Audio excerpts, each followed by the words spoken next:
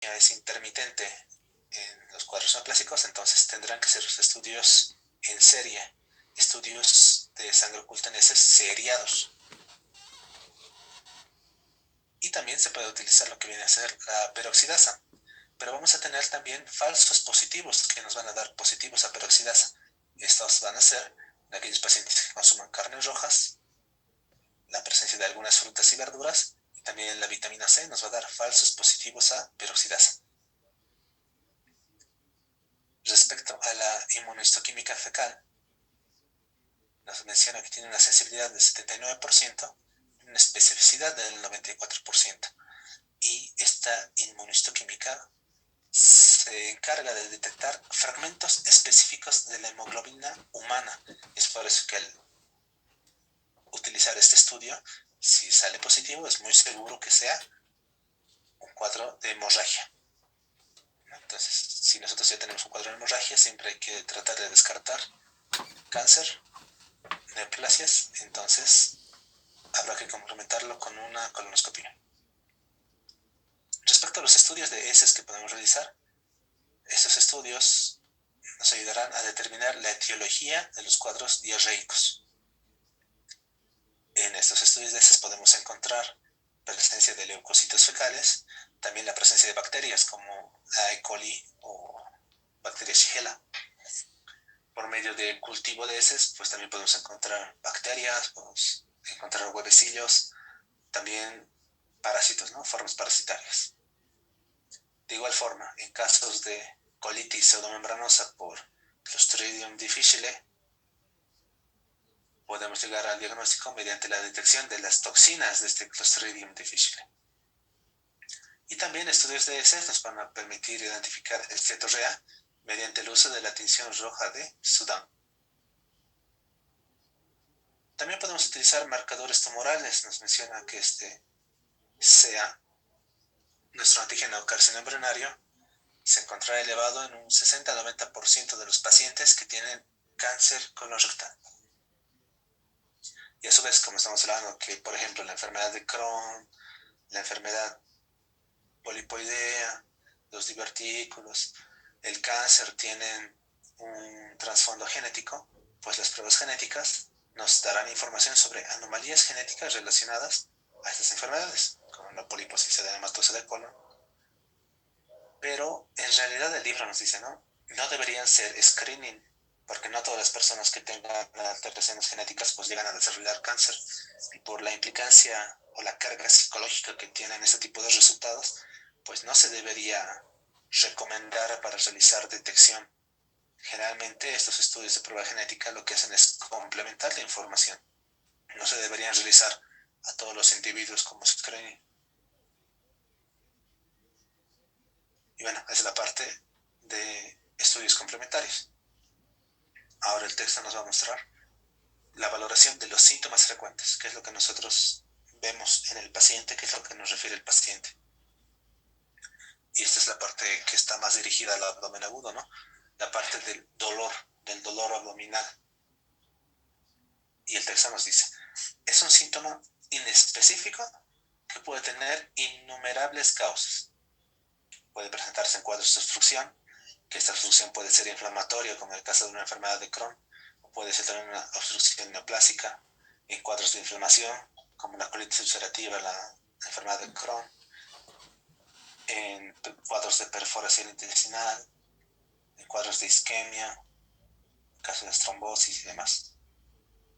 Y por tanto, necesitamos nosotros estudios auxiliares que nos auxilien, que nos colaboren, como los rayos X, los estudios de contraste, la tomografía computarizada nos ayudarán entonces a confirmar nuestras sospechas.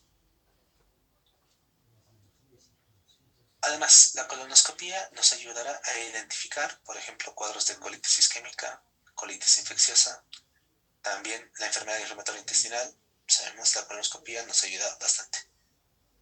Pero si nosotros tenemos sospecha para obstrucción o perforación, especialmente cuando esta obstrucción es complicada, entonces generalmente no realizamos colonoscopía por el riesgo de complicar el cuadro.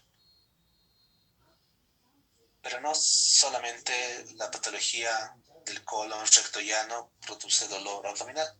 también puede producir dolor pélvico.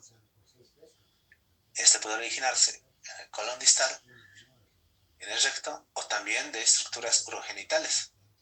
Es por eso que hay que saber buscar información para ayudarnos a diferenciar cuáles se originarán de tubo digestivo, cuáles son urogenitales.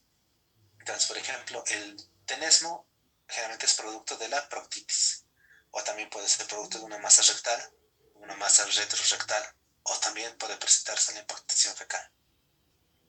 Muchas veces un dolor cíclico que se asocia con la menstruación y a veces también con sangrado rectal nos sugiere la presencia de tejido endometriósico en recto o hasta en colon.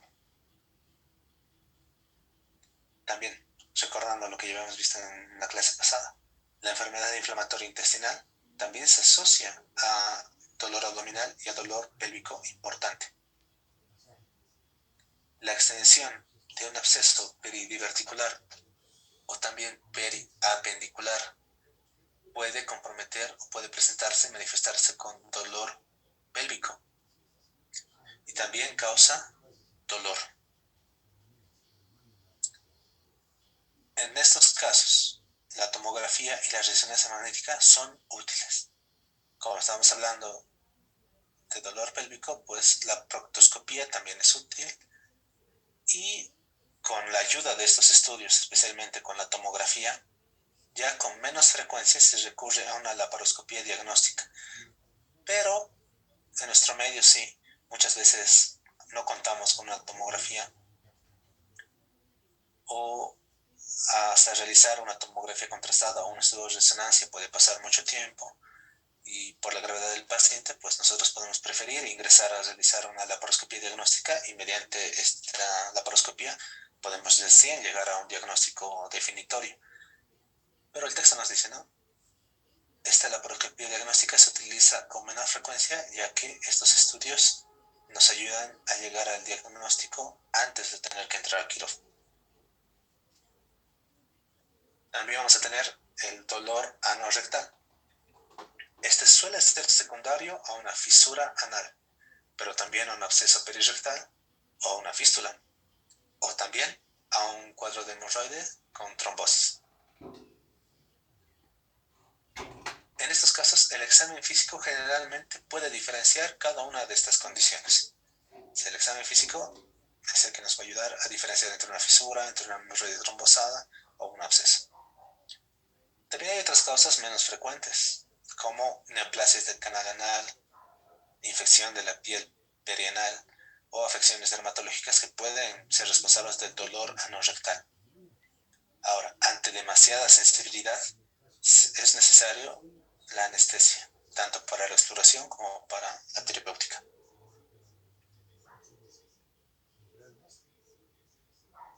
Aparte del dolor, pues la presencia de hemorragia gastrointestinal también es muy importante. Y el libro nos dice, ¿no? El primer objetivo de la valoración y tratamiento de un paciente con hemorragia es la reanimación. El segundo objetivo recién será identificar el origen de la hemorragia. Y de forma muy grosera, de una forma muy general, si hablamos de hemorragia gastrointestinal, lo más frecuente es hablar de un tubo digestivo alto, o sea, origen en el esófago, en el estómago, en el duodeno. Pero no es exclusivo, ¿no? Puede haber también hemorragias que dependen del intestino delgado, terminal o del intestino grueso. Si existe estabilidad hemodinámica en el paciente, se puede realizar una preparación rápida, una preparación de 4 a 6 horas que nos permitirá realizar una colonoscopía. La ventaja de una colonoscopía, como los procedimientos endoscópicos, es que pueden llegar a ser terapéuticos. Nos pueden ayudar a realizar cauterización o también inyección de epinefrina para controlar los puntos hemorrágicos. También nos dice, en un paciente que tenga anemia por deficiencia de hierro sin explicación, también está indicado realizar una colonoscopia. Puede que el paciente esté presentando este cuadro de anemia con deficiencia de hierro por pequeñas hemorragias crónicas. También nos menciona la hematoquesia, ¿no? Que es la presencia de sangre con heces o heces con sangre, es causada por una hemorroides o una fisura.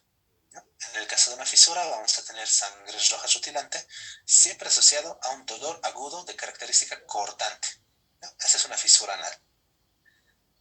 En cambio, la hemorroide generalmente es el sangrado rutilante, pero no presenta dolor. Una hemorroide solamente presentará dolor si estará acompañada, como hemos visto aquí, de trombosis. Pero una hemorroide sin trombosis generalmente no duele, pero sí sangra. Y generalmente se acompaña de las evacuaciones. Entonces, el texto nos presenta este cuadro respecto a lo que viene a ser el manejo del sangrado colónico agudo.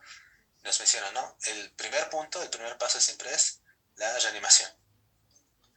Y como nosotros sabemos que la etiología del sangrado gastrointestinal generalmente es digestivo superior, entonces se le coloca una sonda nasogástrica y se realiza una aspiración.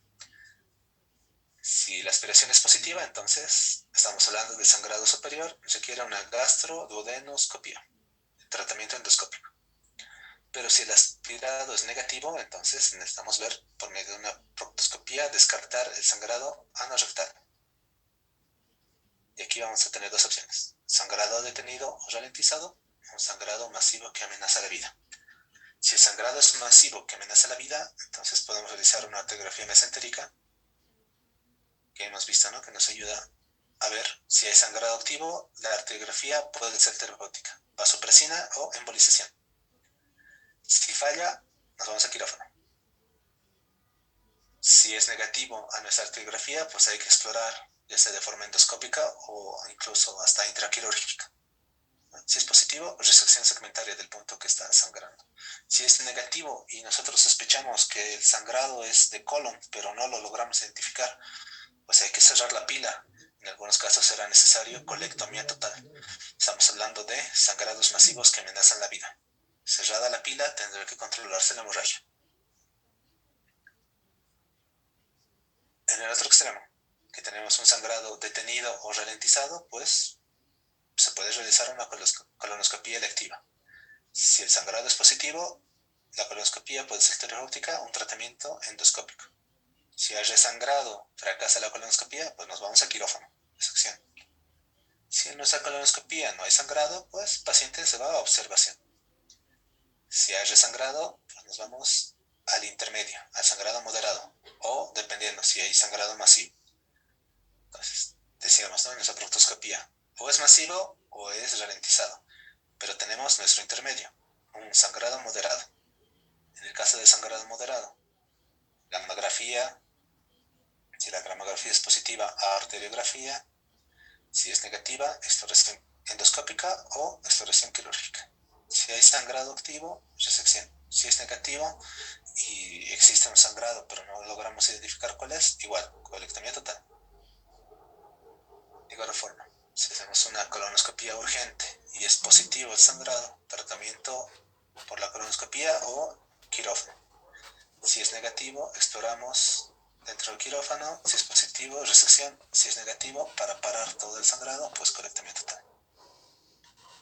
Y de igual forma, casi lo mismo que nuestra arteriografía de acá arriba. Si es positivo, terapéutica, vasopresina, embolización. Si falla, quirófano. Si es negativo, exploración endoscópica o exploración intraquirúrgica. Si el sangrado es positivo, pues resección segmentaria. Si no, y si queremos cerrar la pila, pues colectomía total. Pues más o menos es el cuadro de manejo que nos menciona el texto. Otro síntoma importante, el estreñimiento o la obstrucción de la defecación. Nos menciona que este es un síntoma, una molestia frecuente que afecta a 4 millones de personas en Estados Unidos y generalmente se caracteriza por la presencia de estos tres: de los movimientos intestinales infrecuentes, de la eliminación de heces duras o la sensación de presentar heces duras y el esfuerzo excesivo que se requiere para la defecación. Ahora, este estreñimiento puede tener muchas causas: metabólicas, farmacológicas, endocrinas, psicológicas y neurológicas. La colonoscopia nos ayudará a encontrar cuadros de estenosis o de lesiones tumorales. Los estudios de tránsito pues los que utilizan marcadores radiopacos nos ayudarán a ver en qué fase de nuestro tránsito intestinal es donde está sucediendo el problema. Y también podemos recurrir a la manometría anorrectal cuando tenemos ausencia de reflejo anorrectal. La ausencia de este reflejo anorrectal generalmente está en relación a la enfermedad de Hirschsprung y para confirmar requerirá biopsia. También la defecografía nos ayudará a identificar casos de prolapso rectal, leitosuscepción, rectocele o enterocele. Si nos vamos al otro lado, la diarrea y también el síndrome de colon irritable. Nos menciona en el caso de la diarrea que este suele ser un síntoma frecuente, pero generalmente es autolimitado. Se presentará en gastroenteritis infecciosa. La diarrea crónica con sangrado o con dolor abdominal, pues estará en relación a colitis. Y esta colitis puede ser infecciosa, estamos hablando de E. coli, Shigella, Salmonella, Campylobacter, Entamoeba histolítica, parásito, o también Clostridium difficile invasivas.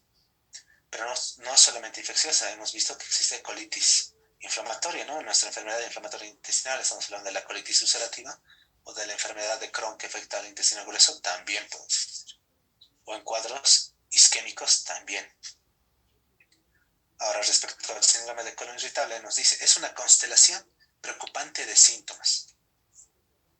Podemos tener el dolor abdominal tipo cólico, podemos tener distensión abdominal y uno de los dos, o incluso los dos alternados, episodios de constipación, episodios de diarrea urgente. Para poder llegar a la sospecha o diagnóstico de un síndrome de colon irritable, es necesario descartar que existan otras anomalías anatómicas o anomalías fisiológicas responsables de estos síntomas. Muchas veces la restricción de la dieta, evitar la cafeína, evitar el alcohol, el tabaco, puede ayudar con los síntomas del colon irritable. Otro síntoma importante, la incontinencia.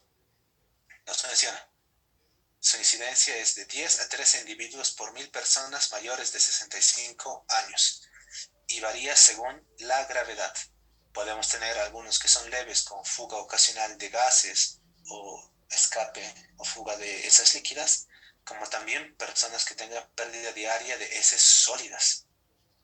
Siempre hay que tomar en cuenta causas neurogénicas, lo que habíamos mencionado, ¿no? Nuestro mecanismo de continencia, los requisitos. Uno de ellos era tener una capacidad neurogénica de control. Entonces tendríamos que descartar enfermedades del sistema nervioso central y del sistema nervioso periférico. También lesión del nervio pudendo, que recordamos inerva nuestros músculos esfínteres del ano. También hay que descartar causas anatómicas, anomalías congénitas, prolapso rectal, incontinencia por rebosamiento secundario, una neoplasia obstructiva o también traumatismos. Y aquí el texto nos menciona un punto importante o que podemos resaltar. La causa traumática más común de incontinencia es la lesión del esfínter anal durante el parto vaginal. Y lo que hemos mencionado, nuestra ecografía endonal nos ayuda a ver cómo se presentan con 5 diferentes anillos nuestros esfínteres. En cambio, en caso de lesión, como se puede ver aquí abajo, aquí pueden ver, ¿no? Aquí se encuentra más o menos esbozado el esfínter, pero aquí adelante no se lo ve. Es porque ahí está dañado. Entonces, esa es más o menos la imagen que nos da una ecografía endonal. Ya casi para terminar esta parte de abdomen agudo, de recto llano.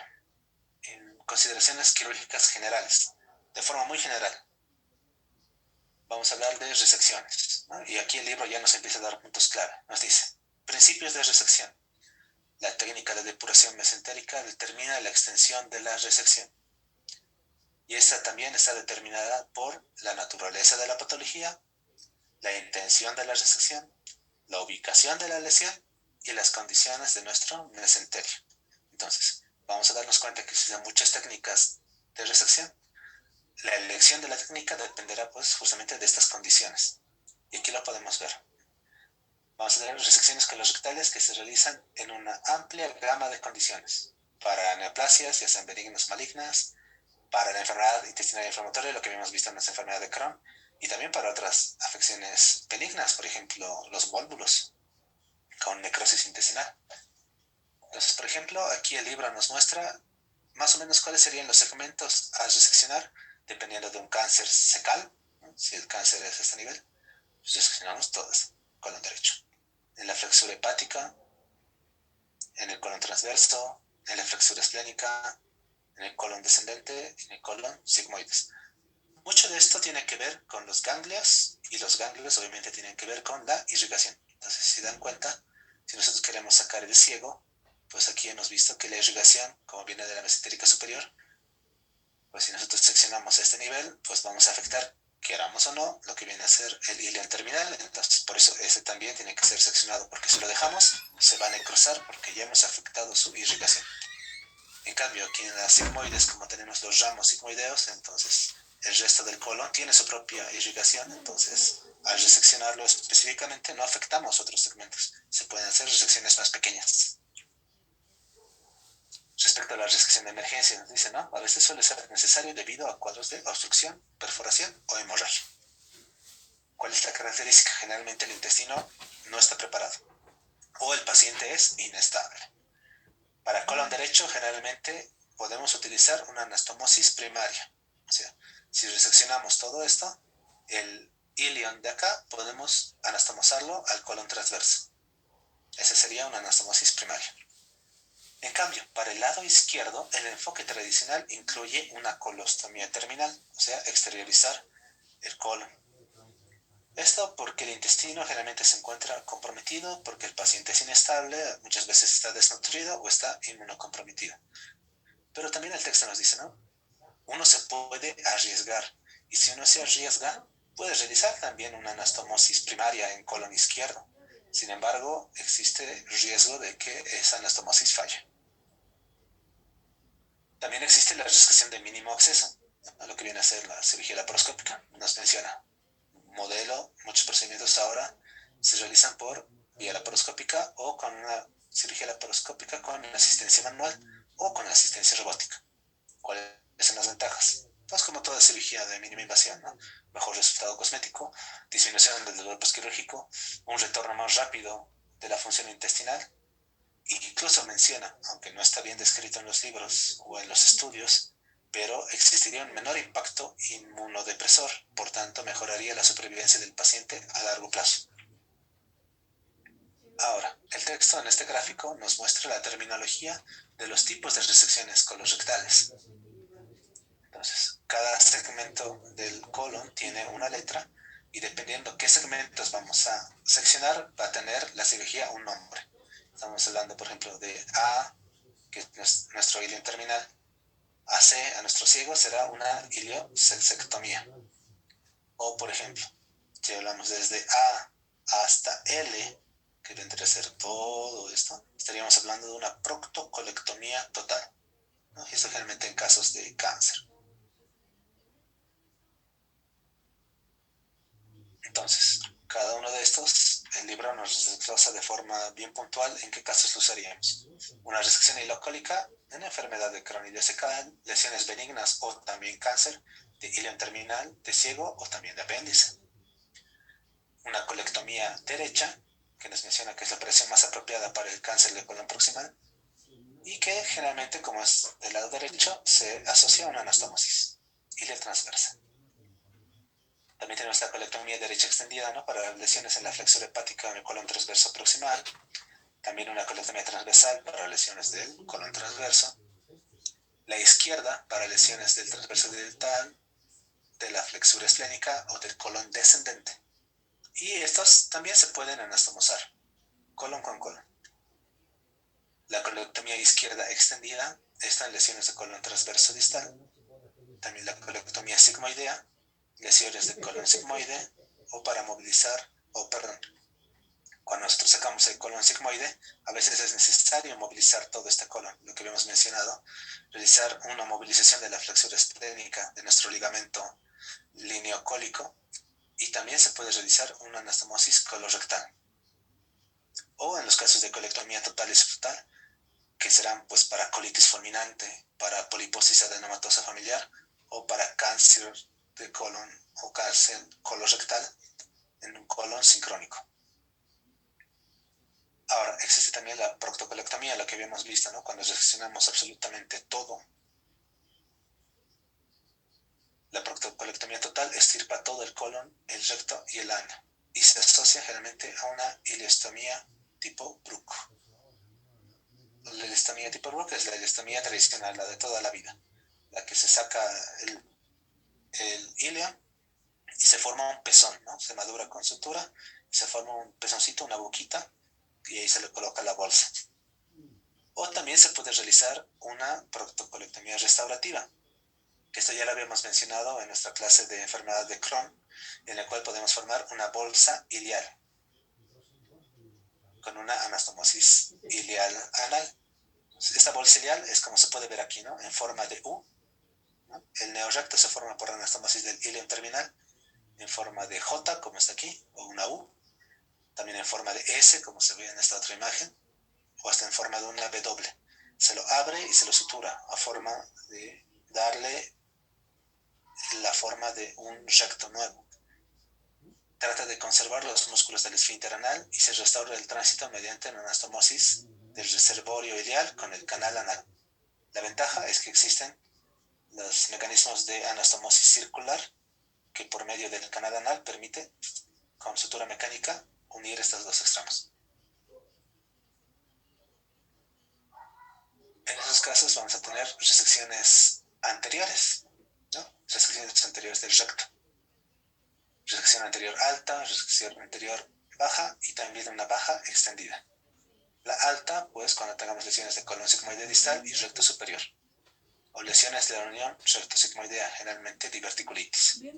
Respecto a la resección anterior baja, lesiones del recto superior y medio, la disección anterior corre a través de nuestra fascia de Denon-Villiers, que hemos mencionado, ¿no? Es la fascia anterior, hasta la vagina en las mujeres o las vesículas seminales y próstata en el caso de los hombres. La resección baja anterior baja extendida para lesiones del recto distal y puede asociarse a una ileostomía temporal. Si nosotros aquí anastomosamos y continuamos el tránsito, existe el riesgo de que esta sutura se abra, que esta sutura falle. Entonces, por eso se asocian a estos tipos de ileostomías temporales, como se puede ver en esta imagen. Esta vendría a ser una de doble boca o boca de escopeta. Las escopetas tienen dos luces, que estas vendrían a ser temporales. Y esta configuración tiene muchas ventajas. Esto lo exteriorizamos un poco y lo volvemos a unir y se cierra fácilmente, ¿no? Entonces, una temporal es esta configuración en escopeta o de doble boca o de doble lumen. Porque si por aquí sale el contenido intestinal, entonces le da chance a esta sutura de cicatrizar y afianzarse, ¿no? A eso se refiere cuando habla de ileostomías temporales. Y el procedimiento de Hartmann y la fístula mucosa nos menciona, en caso de una colectomía, se puede realizar una ileostomía o una colostomía terminal. Y lo que queda, por ejemplo, si nosotros exteriorizamos aquí, lo que quedara aquí atrás, lo podemos cerrar formando una bolsa ciega, o si no, podemos exteriorizarlo aquí, como se ve más o menos aquí, o en otro lado del abdomen, y esa vendría a ser una fístula mucosa. Esa fístula mucosa generalmente ayuda a que la producción de moco de ese lado del intestino pueda evacuarse. Si se cierra como una bolsa ciega, la producción de moco generalmente se elimina en el recto y el ano. Otro punto importante que nos da el texto, ¿no? Nos dice, función después de la resección. La función intestinal suele verse comprometida después de una resección colorectal, especialmente después de una resección anterior baja. Por esta razón es importante obtener un historial de traumatismo y o incontinencia anal-rectal previa antes de considerar una anastomosis baja. O sea, si aquí existen lesiones, hay que pensarlo muy bien antes de querer realizar este tipo de anastomosis bajas. Y respecto a las anastomosis, vamos a tener las terminoterminales, las terminolaterales, las lateroterminales y las laterolaterales. Terminoterminal nos menciona cuando los dos segmentos tienen el mismo calibre. generalmente en resecciones rectales o anastomosis de colon con colon, o también anastomosis de intestino delgado con intestino delgado. En cambio, una terminolateral es cuando un segmento del intestino es más grande que el otro. Entonces, en vez de que lo juntemos directamente con el otro extremo, lo hacemos por el costado para mejorar la luz. Lateroterminal es el inverso, cuando el calibre del intestino proximal es más pequeño. Generalmente se utilizan anastomosis ileorectales. También la laterolateral, que permite una conexión grande y vascularizada en el lado antimesentérico de dos segmentos de intestino. O sea, ponemos casi como está acá, ¿no? O como está aquí, lado a lado, abrimos y suturamos, entonces vamos a tener una luz bastante amplia, y aquí sí que existe irrigación. Entonces, como son lados antimesentéricos, la irrigación viene por el lado mesentérico, entonces la irrigación está conservada. Entonces, esos son los laterolaterales, ¿no? Comúnmente en las anastomosis ileocólicas y del intestino delgado. Ahora, para la sutura hay dos formas: la sutura manual y la sutura de grapado mecánico. En la sutura manual, depende, ¿no? Puede ser la anastomosis en una sola capa o podemos hacerlo en doble capa. Y si es en una capa, puede ser continuo o puede ser discontinuo. Generalmente cuando es doble capa, la interna es continua y la externa es discontinua o interrumpida. Y también existen instrumental para realizar técnicas de grapado mecánico. Estos pueden ser lineales para hacer anastomosis laterolaterales, pero también existen los circulares. Esos circulares, como los que se puede ver en esta imagen, estos circulares pues realizarán el grapado alrededor en los 360 grados. ¿Y por qué son importantes? Porque anastomosis a nivel del canal anal o el recto, donde la pelvis como tal no va a permitir o va a hacer que